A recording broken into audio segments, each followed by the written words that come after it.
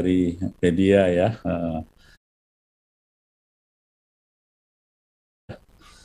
Baik, izin saya sebagai juru bicara Kementerian Kesehatan, Dr. Muhammad Sahril, sore ini mendapat tugas untuk memberikan informasi atau update informasi yang berkaitan dengan monkeypox atau cacar monyet ya.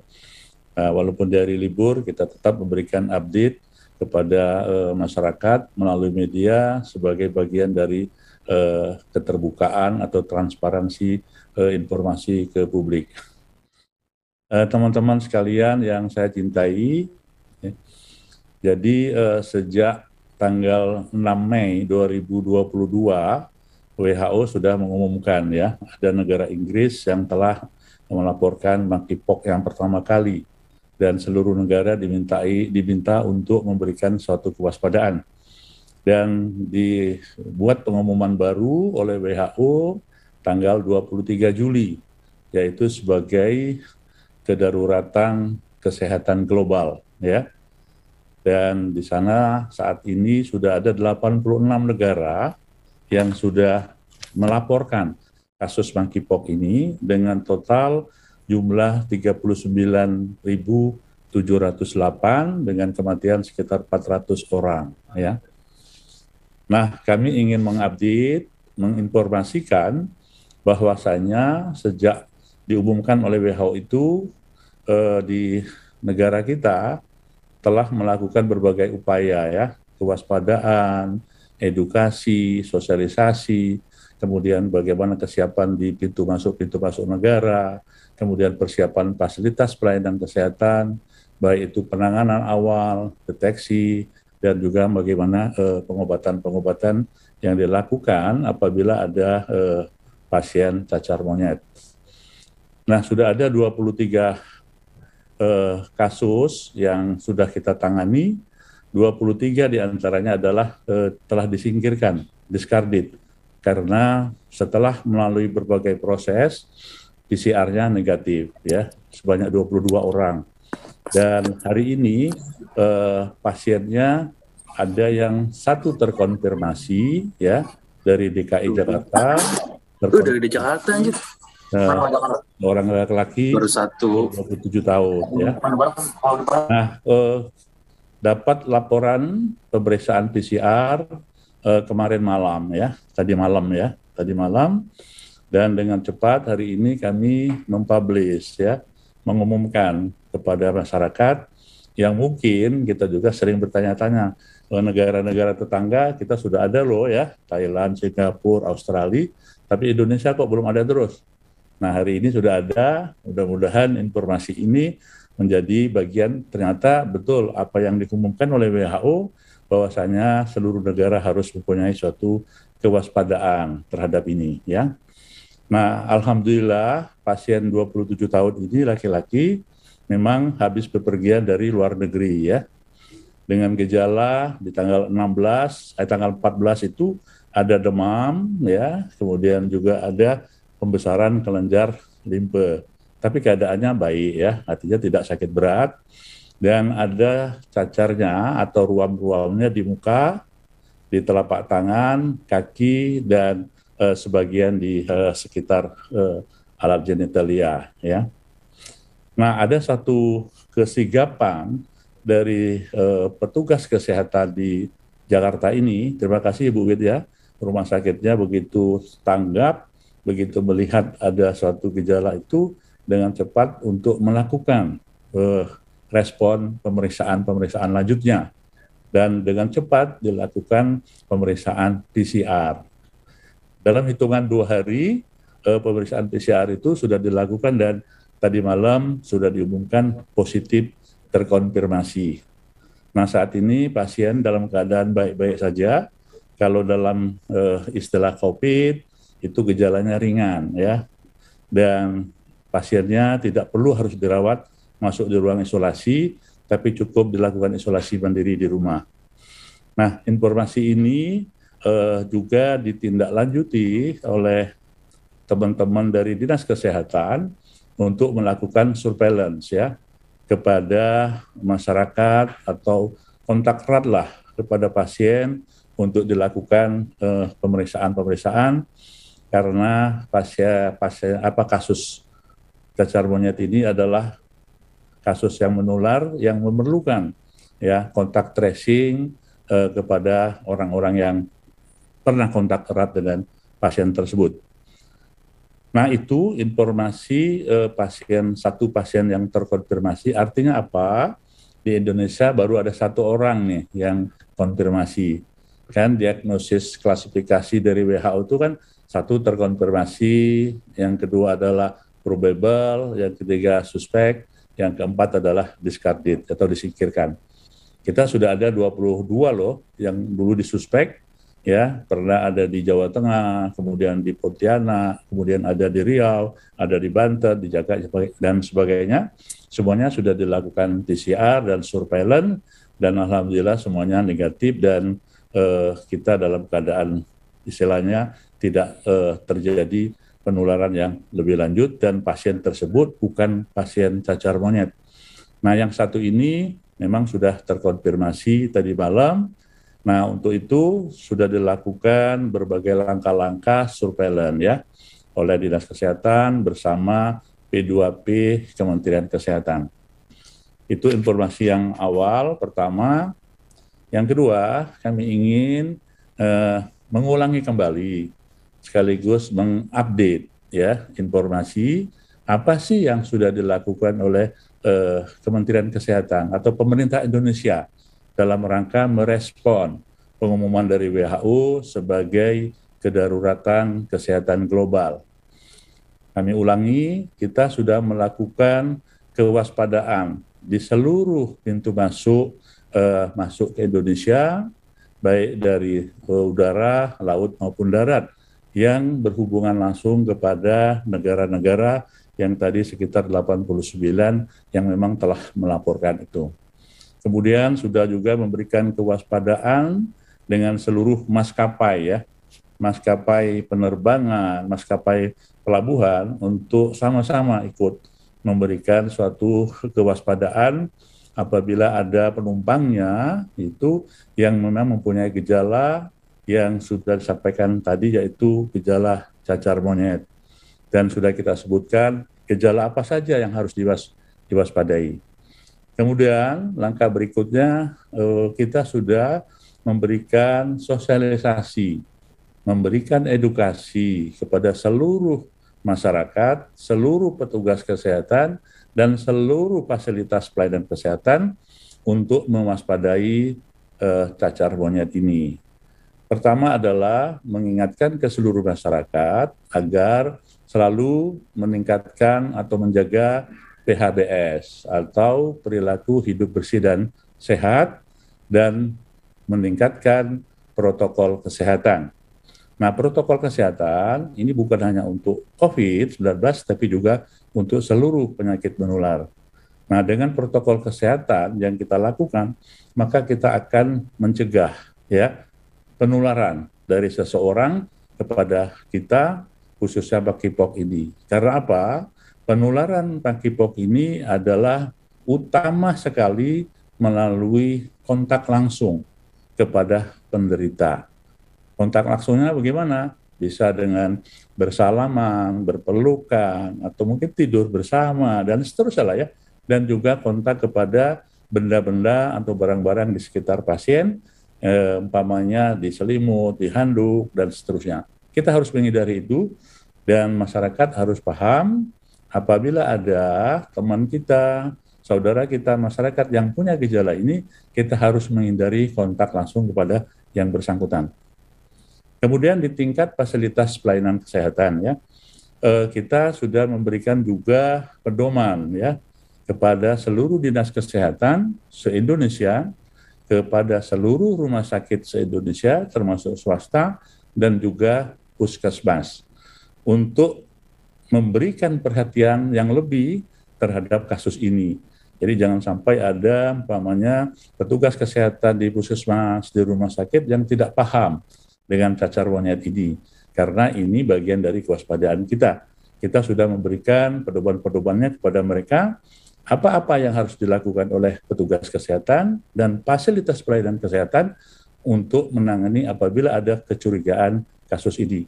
Dan ini sudah terbukti banyak, contohnya kemarin di Jawa Tengah, di Riau, di Kalimantan Barat itu dengan cepat mereka melakukan pengawasan ini, investigasi dan juga memberikan pemeriksaan PCR-nya ke Jakarta. Kemudian kesiapan kita dalam rangka untuk deteksi ya. Jadi untuk deteksi cacar monyet ini agak berbeda dengan yang lain, ya, juga agak berbeda dengan COVID. Ini adalah melalui pemeriksaan PCR, usapan atau swab ya, pada ruam-ruam atau pada lesi-lesi cacar yang ada di tubuh pasien yang dicurigai itu. Yaitu di swab, ya, diusap begitu, dikirim. Nah, pemeriksaan saat ini ada dua ya di Indonesia. Yang pertama adalah di Laboratorium Rujukan Nasional BKPK Kementerian Kesehatan. Yang kedua di Laboratorium Institut Pertanian Bogor.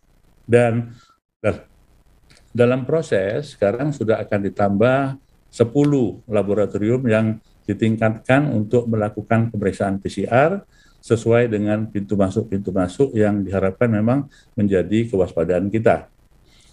Juga kepada beberapa rumah sakit yang sudah bisa melakukan PCR, Kementerian Kesehatan sudah menyiapkan 1.200 reagen ya. Reagen karena ini adalah khusus pemeriksaannya ya. Itu diberikan manakala ada kecurigaan ini dan bisa dilakukan di beberapa provinsi ini, dilakukan tanpa harus dikirim lagi ke Jakarta tadi. Kemudian Bapak Ibu sekalian, kami ingin sampaikan juga banyak pertanyaan tentang vaksinasi ya. Gimana dok vaksinasi cacar monyet ini? Nah untuk sementara ini memang WHO belum memberikan rekomendasi untuk vaksinasi massal ya, sebagaimana halnya COVID.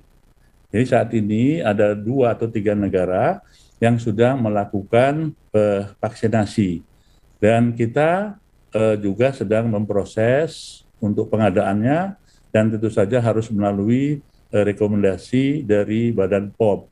Nah, insya Allah ada sekitar 10.000 nanti vaksin kita adakan dengan proses yang sudah kami sampaikan tadi dan akan kita berikan kepada yang memang sedang menderita cacar monyet dalam masa inkubasi dan juga kepada kontak-kontak erat. Kemudian untuk pengobatan memang agar masyarakat tenang, jadi cacar monyet ini tidak terlalu berat sakitnya ya, tidak terlalu berat ya sakitnya, agar kita tenang. Malah kalau kita bandingkan dengan COVID jauh ya, COVID ini sangat jauh beratnya. Untuk itu kita tenang dengan maksud bahwasanya sebetulnya cacar monyet ini bisa sembuh sendiri, self-limiting disease ya. Dalam masa inkubasinya yang 21 sampai 28 hari, pasien ini akan sembuh sendiri. Manakala ya tidak ada infeksi tambahan atau superinfeksi, tidak ada komorbid yang berat yang menyebabkan bertambahnya berat komorbid itu. Nah, kalau pasiennya tidak ada komorbid, tidak ada imunokompromis, dan tidak ada pemberat-pemberat yang lain, insya Allah sebetulnya pasien ini bisa sembuh sendiri. Nah, dari data laporan dunia, dari 39.700 tadi, ada 400 yang meninggal, itu sekitar 1%. Jadi kecil sekali ya, jauh dibandingkan dengan COVID yang sampai kadang-kadang 10%, Ibu ya, dulu sampai 15% ya, tinggi sekali. Nah, untuk itu dimohon kepada masyarakat untuk tetap tenang, bahwasanya kasus cacar monyet ini sudah kita siapkan baik di tingkat surveillance ya, bagaimana dinas kesehatan, puskesmas ya, itu mempunyai kesigapan untuk melakukan deteksi, termasuk juga prevention, kemudian edukasi kepada masyarakat. Nah, tentu saja pengobatan-pengobatan yang lain yang standar sudah diberikan oleh rumah sakit dan sudah ada petunjuknya dari P2P Kementerian Kesehatan, langkah-langkah apa yang harus dilakukan, baik di tingkat puskesmas, di tingkat rumah sakit, bahkan di tingkat rumah sakit rujukan. Dan khusus pasien ini tidak memerlukan ruang isolasi ya, tidak memerlukan ruang isolasi sebagaimana halnya COVID. Ruang isolasinya itu berbeda, walaupun sama-sama ruang isolasi.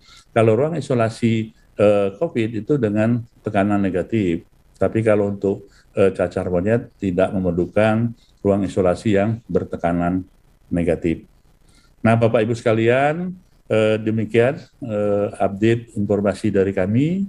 Yang pertama tadi kami ingin menyampaikan sebagai pertanggungjawaban dan transparan ke publik, yaitu adanya kasus konfirmasi monkeypox atau cacar monyet ini, dengan maksud kita semua untuk lebih waspada, baik di tingkat masyarakat, di tingkat rumah sakit maupun di tingkat laboratorium, untuk kita sama-sama mengawal kedaruratan kesehatan global ini. Nah, demikian Bapak Ibu sekalian, teman-teman dari media, dan di sini juga ada Ibu Wid dari Kepala Dinas Kesehatan Provinsi DKI, dan nanti kita dapat berdiskusi. Demikian Bu Wid, kami kembalikan untuk kita diskusi dengan teman-teman dari media.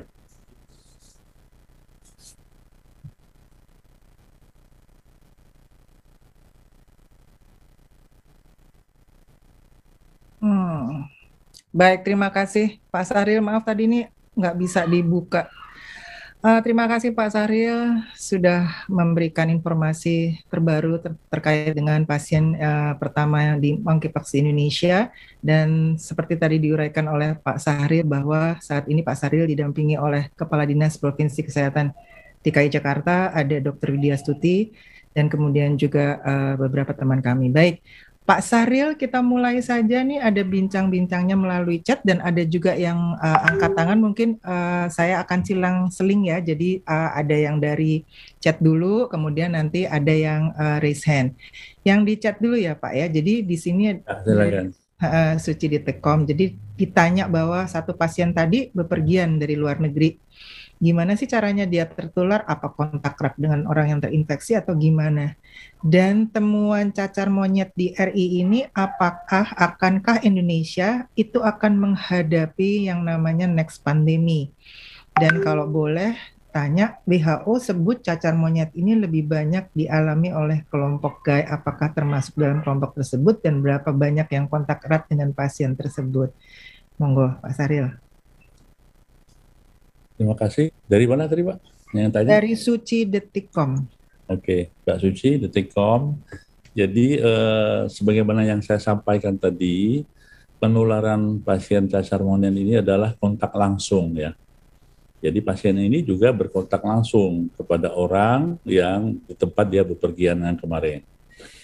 Kemudian next pandemi, ya namanya aja pandemi, bisa akan habis, muncul lagi dengan pasien baru, ya gitu. Saya kira ini suatu kehidupan yang biasa, termasuk halnya pandemi COVID ya.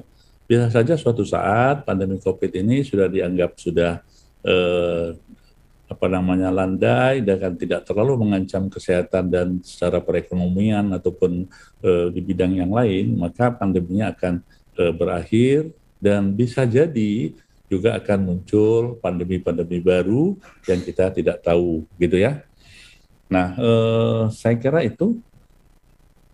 Baik, teman-teman, ya, terima kasih Pak Sahril. Teman-teman, kita batasi nanti pertanyaan sekitar 5-6 ya. Saya akan selang-seling kemudian kembali lagi ke chat dari Intan Harian Kompas.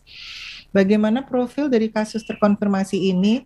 Riwayat berpergian dari negara mana? Apakah deteksi ini diperoleh dari inisiatif pemeriksaan dari individu yang terkonfirmasi atau didapat dari pencarian kasus surveillance ke kelompok masyarakat? Sudah ada berapa yang kontak erat terdata dari kasus konfirmasi dan antisipasi apa yang dilakukan? Oke, terima kasih. Pasien ini memang habis bepergian dari negara yang sudah saya sebutkan tadi, ada 89 negara di antara itu ya. Kami tidak akan menyebutkan nama negaranya. Yang kedua, apa yang kedua apa ya pertanyaannya? Halo? Nggak kedengeran, Mbak Wid. Mbak Wid, nggak kedengeran. Ya, apakah deteksi ini Oh diperoleh ya, di nah ini satu peningkatan ya kesadaran kesehatan bangsa kita ya, dan ini juga sudah muncul juga di COVID ya, di mana ada kesadaran untuk melakukan pemeriksaan sendiri. Nah kebetulan pasien ini mempunyai suatu tingkat kesadaran dan tingkat pemahaman yang tinggi ya. Begitu dia merasakan gejala yang dia alami, maka dia dengan sigap melakukan pemeriksaan mandiri. Jadi bukan dari surveillance. Dan alhamdulillah dokter yang dikonsultasikan itu juga mempunyai suatu kesigapan akan kasus ini, walaupun tidak muncul gejala yang betul-betul khas untuk monkeypox. Jadi dia merasakan ada gejala ini, kemudian juga habis bepergian dari negara yang memang melaporkan itu, maka dilakukan pemeriksaan PCR. Nah, mungkin Bu Wid, Kepala Dinas Kesehatan, bisa menyampaikan surveillance kontak tracing terhadap pasien ini, Bu, informasi? Ya, Silakan, Bu Wid. terima kasih Pak Syahril. Terima kasih Bu Wid. Jadi poinnya kami sebagai salah satu bagian tim surveillance dari Kementerian Kesehatan di DKI Jakarta terus-menerus melakukan sosialisasi, edukasi kepada semua rumah sakit, klinik dan puskesmas, sehingga ada apabila merawat atau didatangi pasien dengan gejala menunjukkan suspek monkeypox, tentu sudah siap. Nah, ternyata alhamdulillah teman-teman rumah sakit siaga. Jadi begitu ada pasien datang dengan gejala mirip dengan dugaan monkeypox, langsung dilakukan langkah-langkah awal. Jadi pasien ini datang dengan keluhan tertentu dan pihak rumah sakit dengan sigapnya bisa mengidentifikasi bahwa ini bagian dari suspek monkeypox. Kemudian pihak rumah sakit langsung berkoordinasi dengan dinas kesehatan untuk melakukan pendalaman kasus. Kira-kira seperti itu. Terima kasih Bu Wid, mungkin cukup. Ya, baik. Saya kembali. Sekarang yang raise hand, Dini, suara.com, silakan. Ya, makasih Bu Wid, Pak Syahril izin. Pak Syahril, untuk kasus konfirmasi ini, Pak Syahril kan tadi bilang isoman ya Pak Syahril. Ada syarat tertentu nggak sih Pak Syahril untuk melakukan isoman dengan pasien cacar monyet? Itu yang pertama. Lalu yang kedua terkait dengan beberapa kasus ini kan ditemukan beberapa peneliti bahwa cacar monyet tetap bisa menular meskipun belum menunjukkan gejala ruam gitu, bahkan demam juga sudah bisa menular, apalagi tadi disebutkan 14 Agustus itu sudah timbul gejala demam gitu. Nah, adakah perubahan pola tracing itu Pak Syahril dari Kementerian Kesehatan karena dugaan bisa menular meskipun ruam belum muncul? Gitu aja. Terima kasih Pak Syahril, Bu. Oke, terima kasih. Jadi prinsipnya memang semua kasus pasien menular ini kan dilakukan isolasi ya. Isolasi itu bisa di isolasi berdiri, bisa isolasi di fasilitas pelayanan kesehatan, atau isolasi yang terpusat, dan juga rumah sakit ya. Nah, berbeda dengan COVID, kalau ini isolasinya tidak harus di ruang isolasi dengan tekanan negatif. Jadi rumah sakit dengan edaran dari Dirjen P2P kemarin sudah semuanya harus menyiapkan, dan memang rumah sakit harusnya punya ruang isolasi. Ruang isolasi. Nah, begitupun di rumah mirip-mirip dengan COVID, ya yang penting dia terpisah dari keluarganya, tidak kontak dengan keluarganya. Nah, begitu saja. Jadi tidak ada secara khusus untuk melakukan isolasi di rumah. Kemudian penularan. Memang secara literatur, pengalaman, ataupun kepustakaan dari kasus-kasus COVID ini, memang baru menular itu setelah fase kedua ya, fase erupsi namanya ya.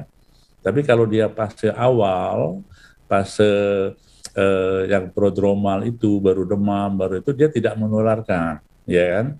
Jadi dia menularkan setelah hari kelima atau hari ke-6, setelah munculnya ruam-ruam atau cacar-cacar di muka, di tangan, dan sebagainya. Nah, untuk tadi ada beberapa laporan kasus, tapi itu masih kasus ya, belum besar dan belum dipublish sebagai masa inkubasi awal pasien ini bisa menular. Tetap kita memegang kepada setelah dia masa fase erupsi. Baik, terima kasih Pak. Satu lagi yang raise hand adalah Stefano di sini. Oh, tadi Singgi ya? Singgi dulu deh, baru Stefano. Monggo silakan. Setelah itu kita kembali ke chat 2-3. Kira-kira sama, sudah terjawab sih. Baik, terima kasih. Terima kasih Mas Singgi. Yang Stefano, gimana? Apakah sama juga? Pertanyaan saya ini Bu, tadi pasien pertama ini apakah WNI? Kemudian kembali ke Jakartanya pada tanggal berapa gitu, dan dia terkonfirmasi positifnya berarti di DKI Jakarta ya Pak. Terus kalau dia self isolation berarti sekarang saat ini lagi di Jakarta juga ya Pak, itu aja sih. Dan memastikan umurnya 27 tahun ya Pak. Terima kasih.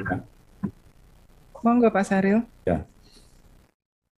Saya jawab nanti Bu Wit, kalau salah saya dikoreksi ya. Jadi pasien ini baru pulang dari negara tadi, luar negeri, pada tanggal 8 Agustus ya, sampai di Jakarta, dia WNI ya.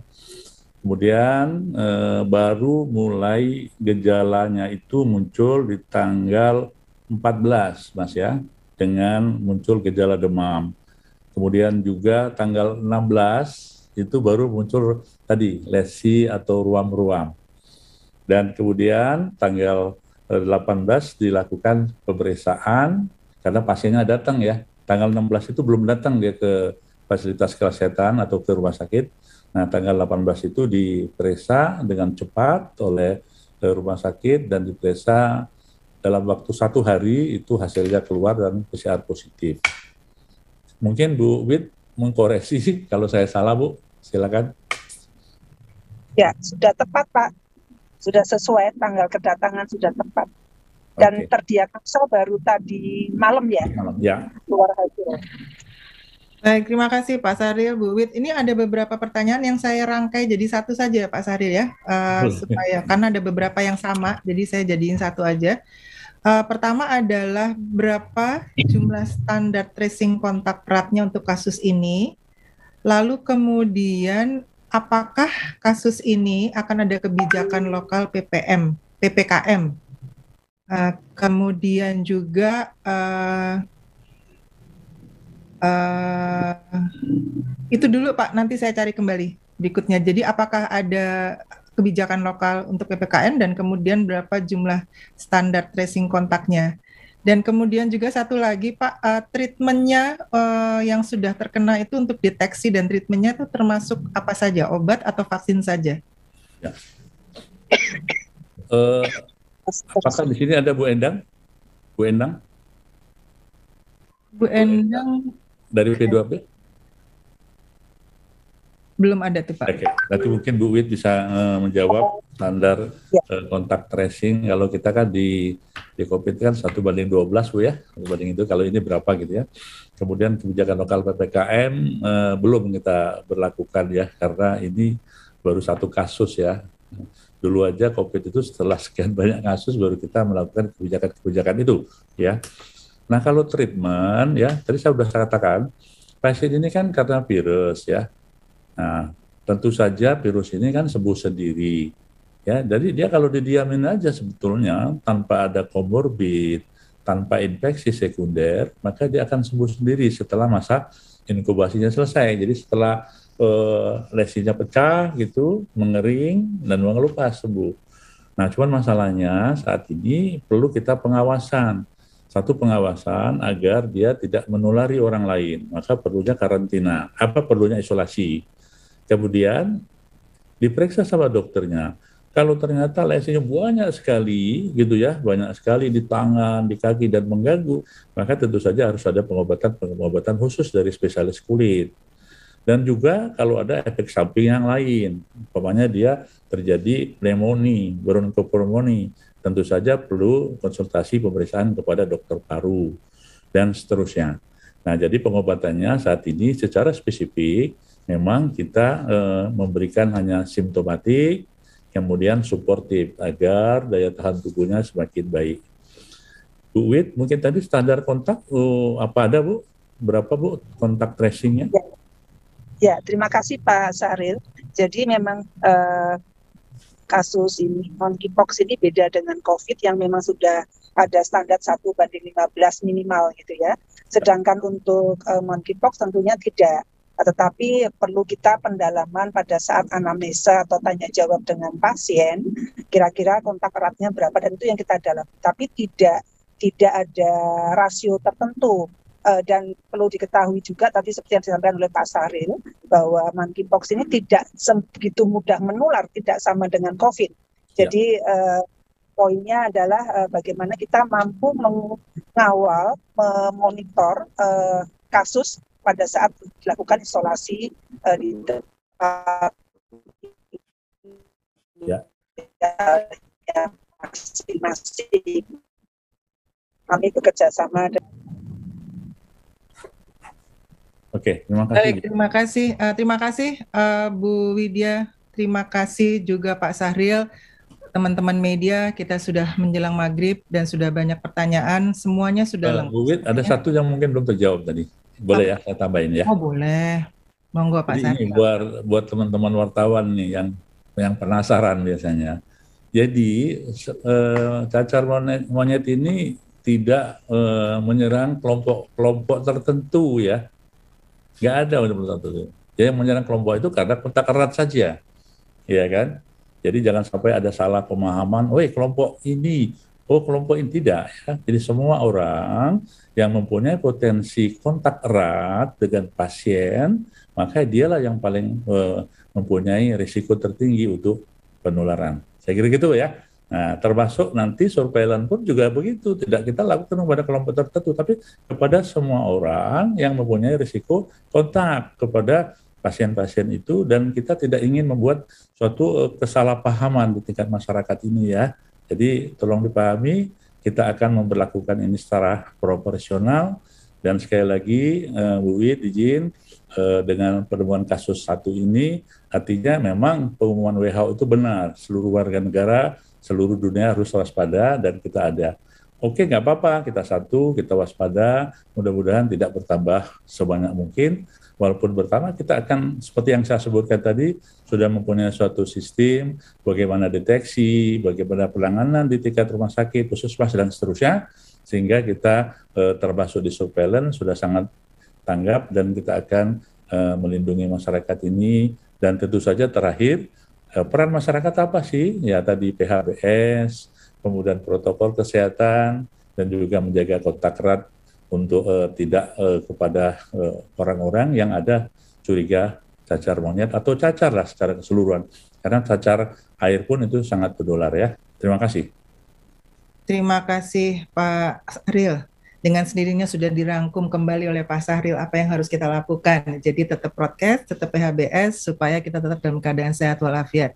Terima kasih banyak Bu Widya Stuti, Pak Sahril, teman-teman semua. Kita sudah menjelang maghrib dan mudah-mudahan preskon kali ini betul-betul bisa bermanfaat, memberikan informasi yang terbaru pada teman-teman.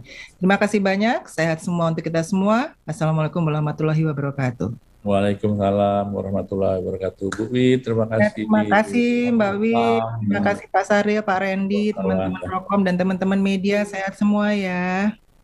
Boleh ditutup Rina? Terima kasih. Terima kasih.